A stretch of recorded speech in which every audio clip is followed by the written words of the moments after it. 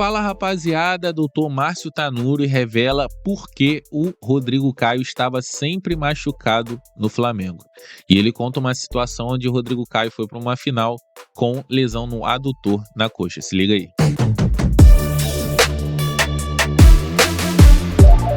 Com ele e o Mari, aliás, quando o Mari chegou também, teve um momento do Brasileirão que os dois tinham mais de 15 jogos seguidos, assim. E aí, e aí ganhamos, o Flamengo, já não ganhamos, né? O Flamengo ganhou o que ganhou. Aí vira 2020 e aí foi um tormento na vida do Rodrigo. O Rodrigo não conseguia se firmar, volta de cirurgia, complicações, e nunca conseguiu. Saiu do Flamengo, foi pro Grêmio, também não tá conseguindo. O que aconteceu com o Rodrigo? Ele até falou há pouco tempo quando ele saiu do Flamengo. Deu entrevista num podcast. O que você pode falar do paciente Rodrigo Caio? Primeiro de tudo, né? O que eu posso falar dele é uma pessoa fenomenal. Sim, todo mundo fala muito bem. Atleta top, dos melhores que eu trabalhei. Eu até brinco, né? Com alguns torcedores, né? Flamenguistas. Eles falam, não, pô, o Rodrigo Caio, tá, sei que. Eu falo assim, né? Ele teve algumas lesões graves na carreira, eu falo, vocês flamenguistas, né? Nós torcedores, eu inclusive, porque eu sou flamenguista, né? A gente tem que agradecer ele ter tido algumas lesões, porque senão ele nunca teria nem jogado no Flamengo, provavelmente. Porque o nível dele aqui, cara, ele assim... Europa esquece. Muito diferenciado. Né? Muito diferenciado. O Rodrigo Caio muito diferenciado. Eu tava muito acima dos outros. E aí, o que acontece, né? Primeiro, né? Cara, isso aí é verdade. Eu não sei se vocês lembram, mas teve uma época que ele chegou a fazer exames médicos no Valência e não passou, não ficou no Valência por causa que eles constataram essas questões, né? Da questão de saúde do Rodrigo Caio. A questão das lesões. Por isso ele voltou pro Brasil, né? Continuou, na verdade, no Brasil, no São Paulo e depois veio pro Flamengo. Uma das maiores causadoras de várias lesões são primeiras lesões graves. Mas desequilibrando, ele teve uma lesão grave no joelho. Ainda na base, né? Na base do São Paulo, onde naquela época já tinham condenado ele. Tu vê que ele já é um vencedor. Então tu vê porque lá tinham condenado ele, que não ia mais jogar. Isso acontece, né? A gente tem diversas experiências aqui. E às vezes, por exemplo, eu digo o seguinte, né? Por isso que eu falo, eu acho que esse talvez seja o meu diferencial lá. Você entenda assim, por trás de cada atleta existe um ser humano, né? Então, o ser humano é tudo igual. Eu, você, tipo, tem pai, tem filho, tem mulher, tem corno, tem não sei o quê, tem tudo igual, né? Então, assim... O atleta, né? É a mesma coisa. O Rodrigo, por exemplo, às vezes... Então, o que eu digo, ele já é um vencedor, porque condenaram ele, veio vindo. E hoje eu acho que ele tem muita cabeça, né? Uma outra cabeça. E as pessoas têm uma impressão errada dele. Em que sentido? Em que sentido? Muitas vezes ele foi ali lesionado, assim, que ele ia até o estouro. Eu falava, Rodrigo, não é... Então, assim, ele é um cara que ele dava... Ele, eu posso dizer... Ele dava o sangue, ele deu sangue pelo clube. Tá? Por exemplo, vou falar uma coisa aqui pra vocês, agora eu posso, né? No jogo da final de 2020 com o Rogério Ceni. Jogo contra o São Paulo. Contra o São Paulo. Que valia o título. Ele tava com uma lesão gigante no adutor. Ele tinha uma lesão. A gente tava brigando, tudo que eu falo, tudo é um momento. Eu sempre jogo as claras. Ele é sinistro, Rodrigo. Esquece. Se é outro, não tinha jogado. Não, né? Não tinha. Tá fazendo dupla com o Arão na zaga. Não tinha jogado. A gente jogou antes contra o Corinthians. Eu examinei ele, tinha exame. Falei, Rodrigo, então essas coisas acontecem, essa habilidade.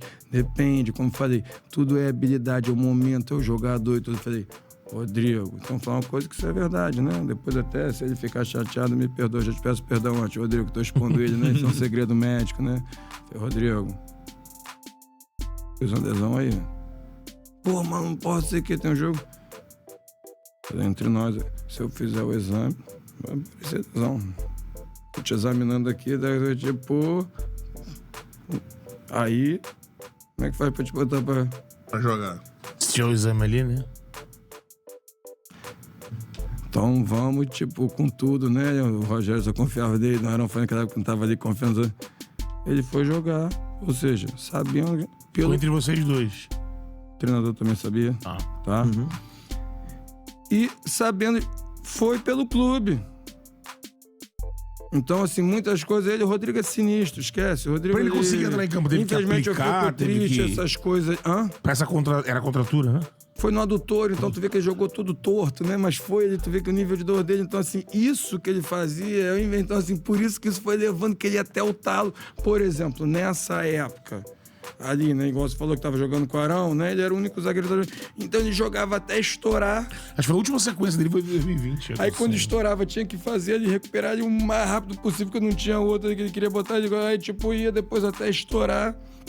Então, assim, ele... Eu acho, né? Às vezes fazem algum... Infelizmente, depois tiveram fatalidades, né? Então, isso acontece. O cara, teve ali uma lesão grave, já tinha, né?